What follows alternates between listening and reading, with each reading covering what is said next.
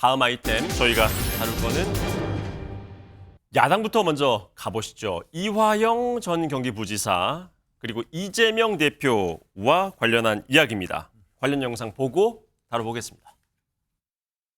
북한에 가겠다고 돈을 수십억씩 대신 내달라고 하면 이게 뇌물죄 중대 범죄인데 그런 걸 이화영 부지사가 요구했다는 겁니까?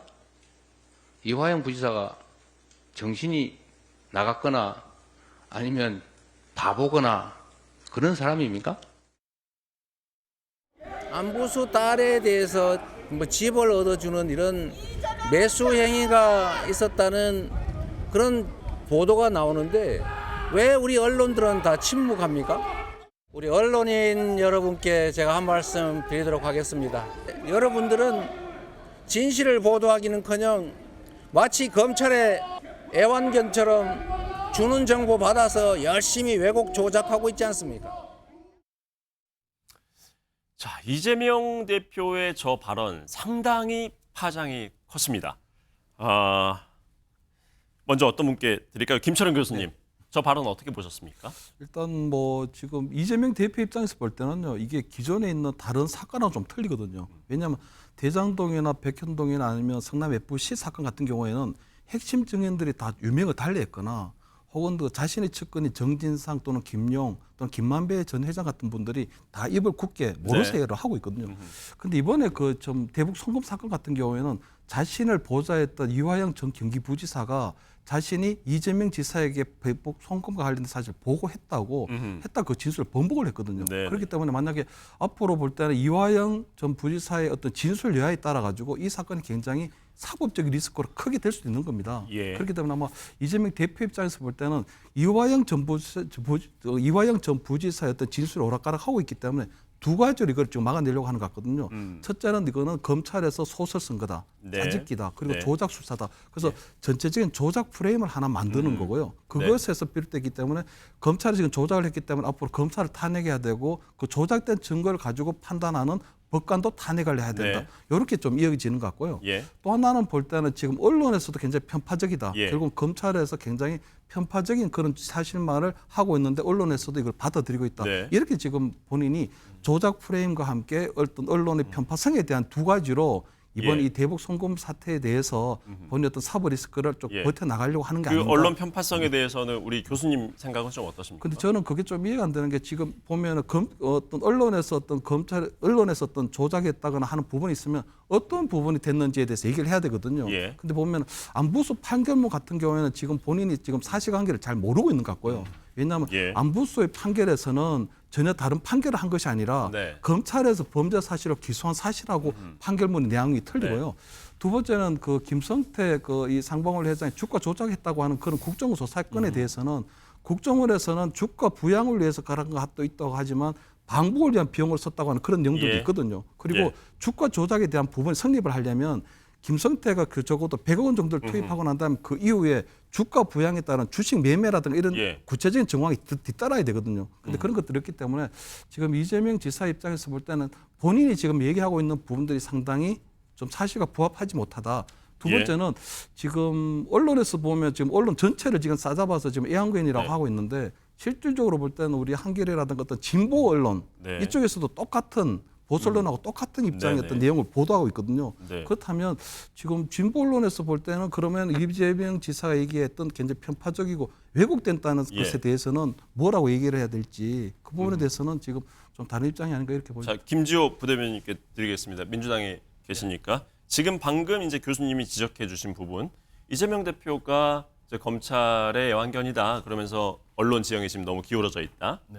왜곡된 보도들이 이어지고 있다라고 할 때 네. 언급을 한 이 안부수 이른바 안부수 판결문 네네. 이 부분에 대해서 제대로 이해가 안 돼 있는 상태에서 지적을 한 것이 아니냐 네네. 이 지적을 이제 교수님이 해주셨거든요. 제가 오늘 또 언론 보도에 그런 보도가 나왔길래 제가 판결문을 읽어봤습니다. 네. 그 판결문 3, 4쪽에 대북 사업의 우선적 참여 기회라는 이건뿐 아니라 계열사가 대북 관련 테마주, 수혜주로서 주가 상승의 이익을 노리던 김성태, 방용철 이게 다 적혀 있습니다. 예. 그래서 어떻게 적혀 있는 거죠? 판결문에는 예. 쌍방울 그룹이 주가 부양에 도움이 될 만한 사업에 대하여 우선적 협상권을 확보하기 위하여 쌍방울 그룹 김성태가 마련한 자금을 환치기 방식이나 현금 소지 중국 출국 등 다양한 방법으로 밀반출했다. 판결문에 써져 있는 내용 제가 적어드린 겁니다. 근데 이러한 것들도 뭐 적혀 있지가 않다 이렇게 언론에서 주장을 하다 보니까 제가 사실 2018년 6월부터 2021년 7월까지 경기도 도지사 비서관은 3년간 근무를 했는데요. 이 경기도는 대북 사업, 남북 경협 사업이 굉장히 필수적입니다. 왜냐하면 그 탈북 단체들이 자주 막 이렇게 풍선에다 뭘 갖다 보내면 북한군들이 뭐 원점 타격을 하겠다. 네. 막 수시로 막 이렇게 안보 위협이 있으면 경기 북부 지역에 어떤 경제가 타격을 입습니다. 그래서 역대 손학규, 김문수 지사도 남북 교류협력 사업을 했고 심지어 방북까지 다 하셨어요. 예. 아니 이런 정상적인 경기도 남북 교류협력 사업에 갑자기 쌍방울 보지도 못한 쌍방울을 갖다 붙여가지고 예, 예. 쌍방울이 돈 지급한 거 왜 경기도에 연결지는지 저희가 좀 이해가 안 갑니다. 조금 전에 우리 부대변인께서 언급해주신 판결문은 그 안부수 회장의 네, 네, 작년 네. 1심 판결문 적혀 그 있습니다. 3페이지, 삼사 쪽에. 4페이지. 예. 혹시 그 부분에 이제 쌍방울의 대북 송금 동기에 대한 부분도 법원이 혹시 판결문에 담았던가요? 아니 그러니까 그 표현을 하면서 적혀 있어요. 네. 이 왜 이렇게 했는지에 대해서 예. 적혀 있기 때문에 근데 그게 안 적혀 있다. 예. 뭐 이렇게 얘기를 하니까 예. 제가 좀- 질문을 드린 이유는 예. 이제 그 대북 송금 동기가 무엇이냐 이게 이제 핵심 쟁점에 해당하는 부분이기 때문에 네네. 그 부분이 이제 판결문에 담겼냐 아니면 그 부분은 담기지 않았냐 뭐 이런 부분이 중요한 아니 부분이지 적혀 않겠습니까? 있는데 예. 어떤 어떻게 기술이 돼 있죠? 그러니까 제가 읽어드릴게요. 쌍방울 그룹의 주가 부양이 도움이 될 만한 사업에 대하여 우선적 협상권을 확보하기 위하여 쌍방울 그룹 김성태가 마련한 자금을 환치기 방식이나 현금 소지 중국 출국 등 다양한 방법으로 밀반출했다. 예. 이렇게 분명히 기재가 돼 있습니다. 예.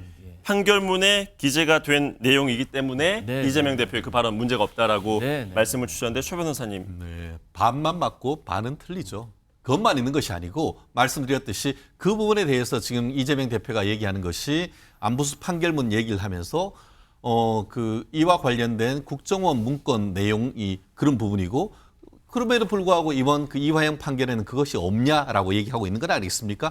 그런 부분 공수장에 있어서 공수장에 기재된 내용이 판결문에 쓰이는 건 너무나 당연합니다. 하지만 그것만 있는 것이 아니고 뒤에 뭐라고 돼 있냐 하면은 아까 민주당에서 얘기하고 있는 국정원 문건에 분명히 그와 같은 목적도 있지만 그것과 더불어서 이 경기도의 어떤 그 황해도 스마트팜 지원 사업에 대납적 성격이 있다는 것이 판결문에 그대로 나와 있습니다. 그렇기 때문에 유리한 것만 빼가지고 얘기할 것이 아니고 뒤에 있는 것도 얘기를 해야 하는 것이죠. 그런 것이 기재되어 있지 않다고 얘기하는 보수 패널 하나도 없습니다. 그것도 되어 있습니다만 뒤에 그 내용이 들어있고 더불어서 이번 이화영의 1심 판결 같은 경우에는 그때와 지금의 사정 변경이 뭐냐면은 그 안부수 판결이 있었을 때는 우리 김성태 쌍방울 전 회장이 대한민국에 없어가지고 불러서 조사를 못했다는 거 예. 아니에요. 그 이에 불러서 본인이 제발로 걸어와서 조사를 하면서 그때 내가 왜 예. 돈을 보내줬냐라고 하는 것에 대해서 얘기를 예. 하고 있었고 더불어서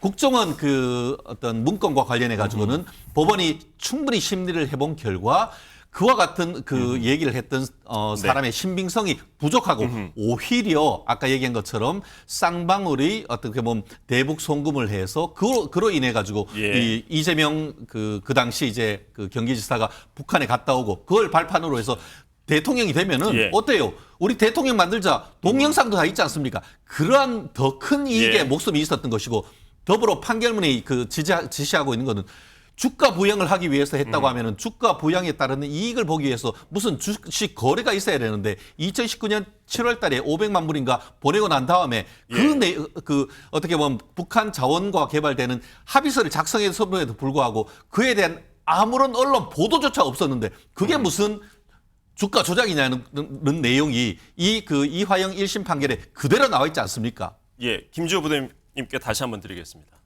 아니 저희가 무슨 쌍방울하고 관련이 없어요. 쌍방울이 사실은 경기도 공공배달앱 사업에 도전을 했는데 탈락했고요. 그리고 뭐 전기 오토바이 사업을 한다고 했는데 경기도하고 아무런 뭐 이렇게 협력 사업이 된 게 없어요. 돈을 북한에 100억을 줄 때 사실 왜 줬는지에 대해서 저희도 이해할 수가 없어요.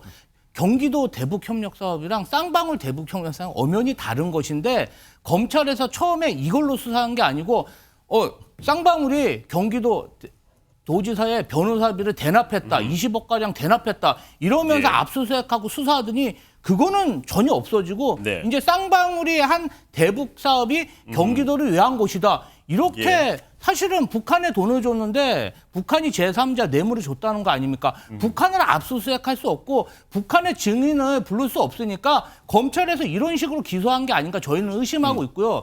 제가 정말 3년 동안 근무하면서 100억을 저희를 위해서 쓸 사람이 같으면 저희랑 무슨 협약을 맺든지 예. 사진을 찍든지 교류가 많아야 되잖아요. 예. 경기도청에서 쌍방울 인사를 본 적이 없어요. 자, 아까 우리 김지호 부대님께서 경기도에 근무하셨던 게 네. 연도가 몇 년도라고 하셨죠? 18년 18년, 7월부터 19년. 21년 1월까지입니다. 자, 그러면 이 이른바 대북송금 사건에 네.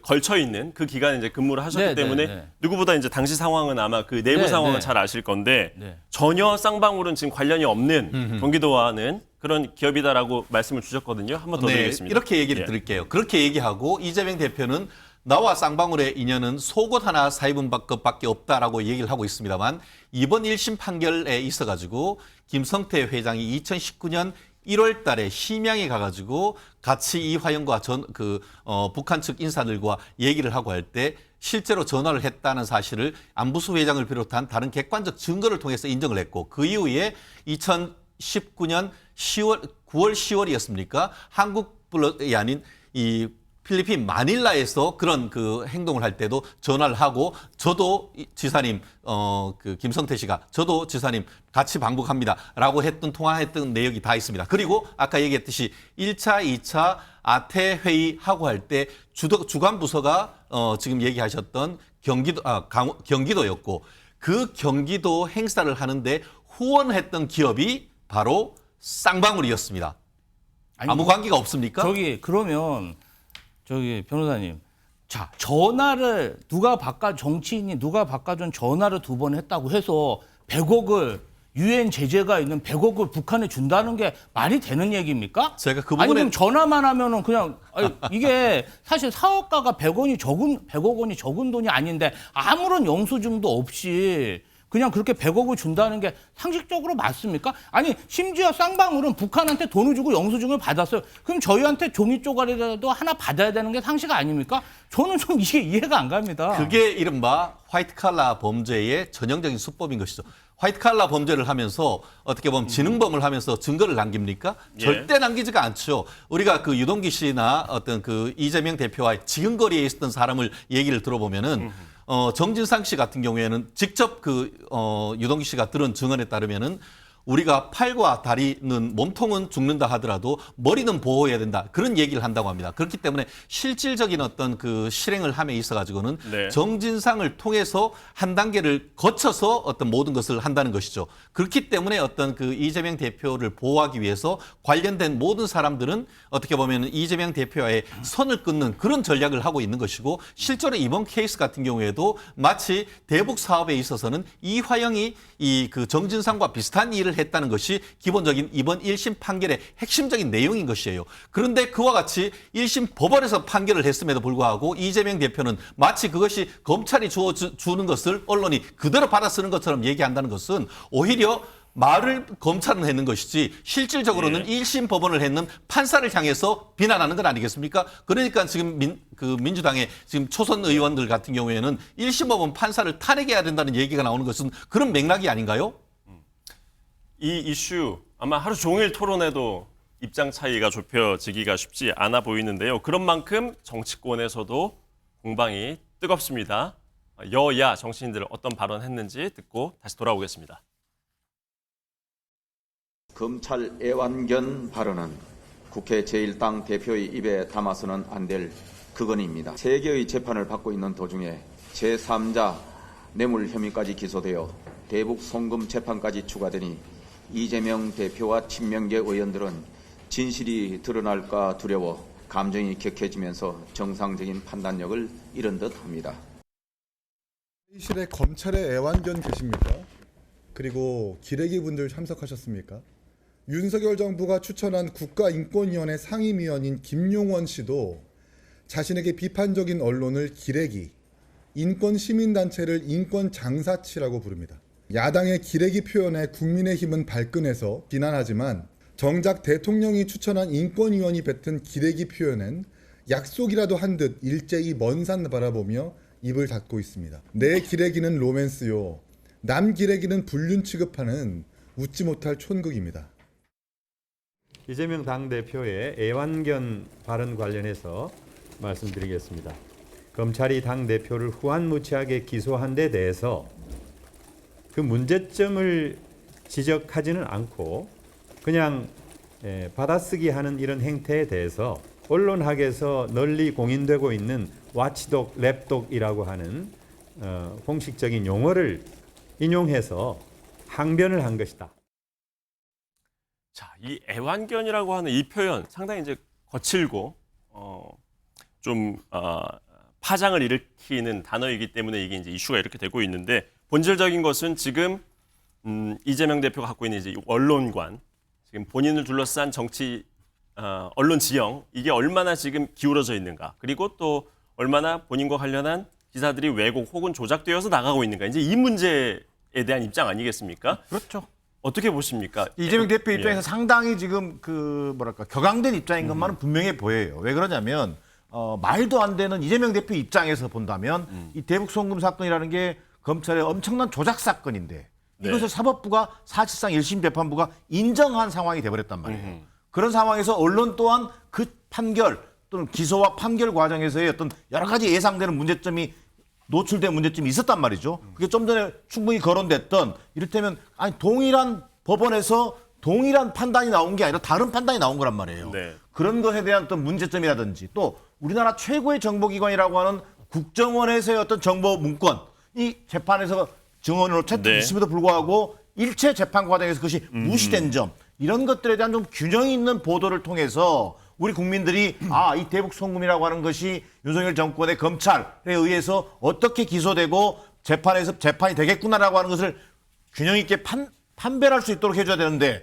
그럼에도 불구하고 언론이라고 하는 대부분의 언론들이 이를테면 검찰이 불러준 대로 쓴다든지 검찰이 불러준 프레임대로 흘러간다든지 이런 현상이 있는 것만은 분명하죠. 자, 그런데 이 자체를 놓고 대표 입장에서 전 언론을 상대로 해서 이걸 검찰의 애완견이다라고 규정한 거에 대해서는 나름대로 부적절하다든지 또는 너무 과한 발언 아닌가 이런 지적이 있을 수 있겠지만 지금 그런 행태가 벌어지고 있는 것에 대한 분명한 문제 제기했다는 차원에서는 저는 얼마든지 우리가 정치권이라든지 언론계에서도 논의는 필요해 보인다. 저는 이렇게 보여집니다. 그 부분을 좀 더 짚어보죠. 동일법원에서 다른 판단이 나온 부분, 이게 이제 안부수 회장에 대한 판결 내용과 이화영 전 부지사에 대한 판결 내용, 이게 모순된다. 이제 그 말씀과 지적이실까요? 그런 거죠. 그러니까 예를 들면 안부수 아태 평화교류협회장인가요? 이 건을 맡았던 서울중앙지법의 재판부에서는 1심에서 뭐라 그랬습니까? 대북 송금을 쌍방울의 주가 부양용이다라고 판결한 것이 있단 말이에요. 그것을 환기시켜 준 거죠. 그리고 또 하나는 쌍방울의 대북 앞서 얘기했던 것처럼 국정원의 정보 문건이라고 하는 것을 충분히 제기됐던 것인데 여기에 대해서는 일체 재판 과정에서 이걸 채택하지 않았던 점 이런 것들의 문제점을 이재명 대표 입장에서는 충분히 제기할 수 있는 것이다. 그런 것들이 왜 사법부 검찰 과정에서 기소가 됐고 또 사법부는 이것을 명백하게 하나의 어떤 재판의 증거로 채택하지 않았던 문제점은 있는 거 아니냐. 이걸 제기하고 있는 것이라고 제가 봐야겠죠. 질문을 드린 이유는 법조계에서는 그 두 개의 판결이 모순된다? 아니다. 그렇지 않다. 양립할 수 있다. 뭐 이런 지적들이 나오고 있어서 질문을 드렸고요. 최 변호사님. 사실관계와 관련해서 저는 이재명 대표께서 직접 이화영의 1심 291쪽짜리 판결문을 반드시 좀 읽어봤으면 좋겠습니다. 지금 정기란 교수님이 말씀하시는 것은 판결문과 전혀 다른 말씀을 하고 있기 때문에 팩트 확인차 제가 말씀을 드리는데요. 지금 이재명 대표 측 같은 경우에는 그 국가의 중요한 기관인 국정원의 보고서가 있음에도 불구하고 그거에 대해서 완전히 무시하고 아무런 판단을 하지 않았다고 하는데 판결문을 읽어보지 않았다는 말씀이나 다름없는 것이에요. 무슨 말씀이냐?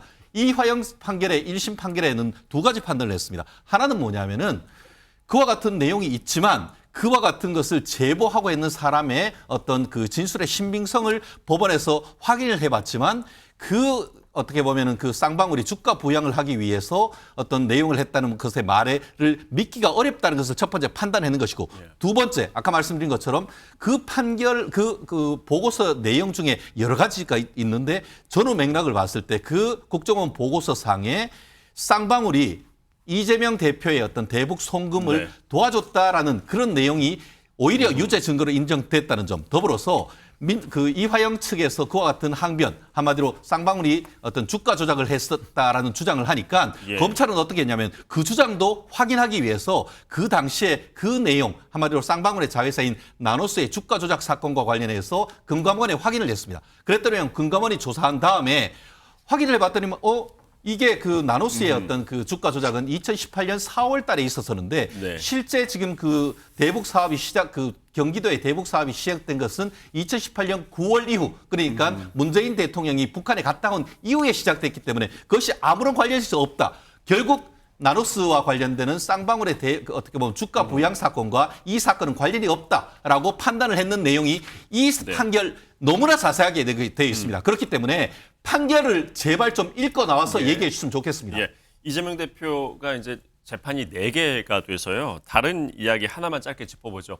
위증교사 혐의 관련한 재판 이야기인데요. 국민의힘 쪽에서 오늘 기자회견을 하면서 위증교사 혐의 증거가 확보됐다라고 하는 주장을 꺼내들고 나왔습니다. 보고 돌아오시죠.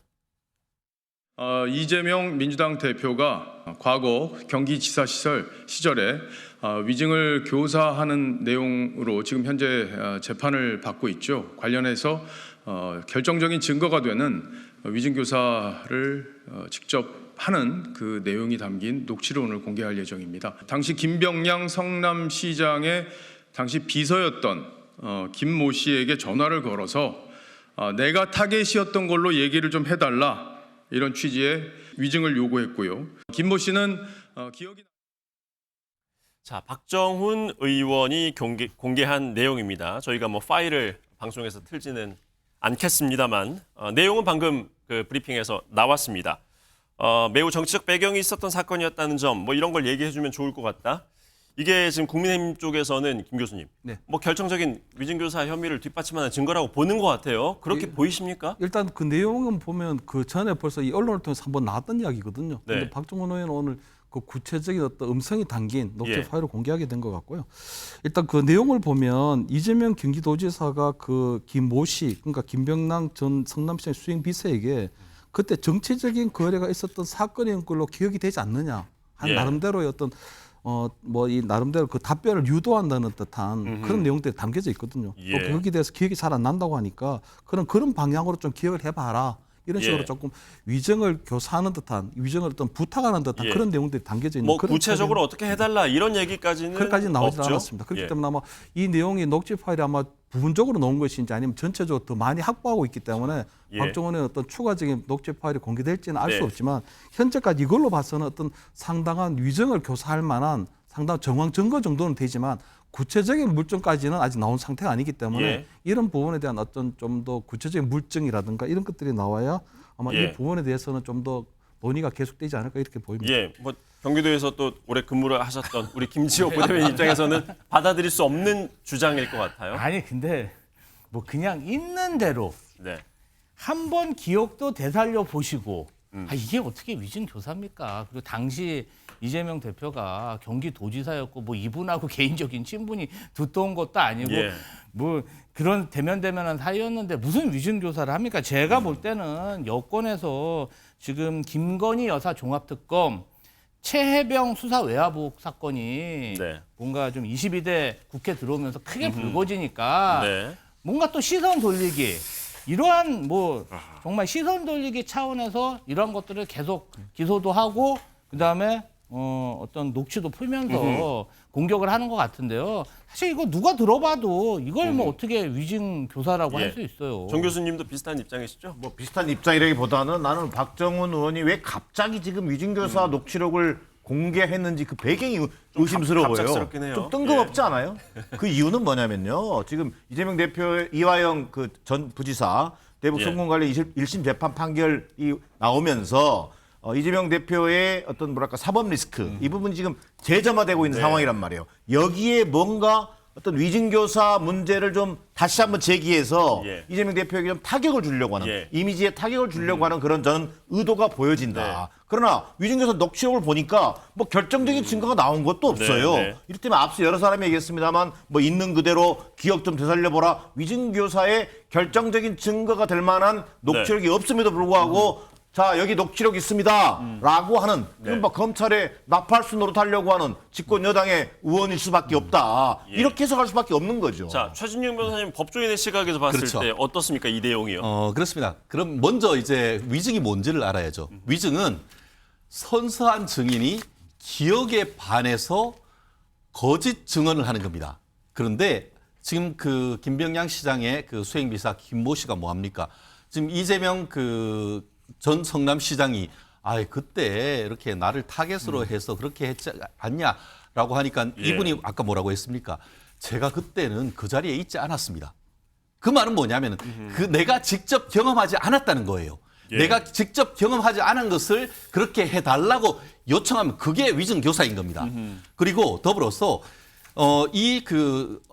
그 위증 교사 받아서 했던 사람이 실제 내가 위증을 했다라고 네. 자백을 합니다. 그러면서 또 두 가지 이유를 듭니다. 아까 지금 하나는 지금 박 의원이 공개를 했습니다만 예. 아마 공개하지 않은 다른 녹취록이 있을 것 같은데 본인은 계속 마음에 꺼리 껴가지고 그 증언하기 가기 전날 안 가려고 했는데 또 이재명 지사가 전화를 와서 꼭 가서 전화 해달라고 부탁을 했고 그리고 거기에 보다 더 중요한 동기가 있습니다. 이때에 그 김모 이 수행비서가 뭘 하고 있었냐 하면은 이재명의 이 형님이라고 부르는 김인섭 씨, 한국하이징 얼마 전에 그 어떻게 보면 백현동 사건과 관련해서 실형 5년 받은 사람과 같이 일을 하고 있었는데 그때 이 백현동 사건이 잘 돼서 이 컨설팅 하는 것으로 해서 75억 원을 받도록 돼 있었습니다. 네. 그런데 만약에 내가 나가서 선서하고 증언하지 않으면은 그 75억 원 돈을 못 받고 그렇게 되면 내가 열심히 했던 것 한 푼도 못 받게 되지 않느냐에 대한 두려움이 있었기 때문에 그와 같은 증언을 네. 했다고 하면서 증언을 하게 된 동기 그 예. 배경을 아주 상세하게 법정에서 증언을 했고 예. 그렇다 보니까 이재명 대표에 대해서 작년 9월 달에 법원에 그 구속영장을 신청을 했을 때에 예. 그 담당 그 영장 전담 판사 같은 경우에도 위증 교사 부분에 대해서는 소명됐다는 것은 네. 그러한 저는 맥락이 있었다는 것을 꼭 말씀드리고 싶습니다.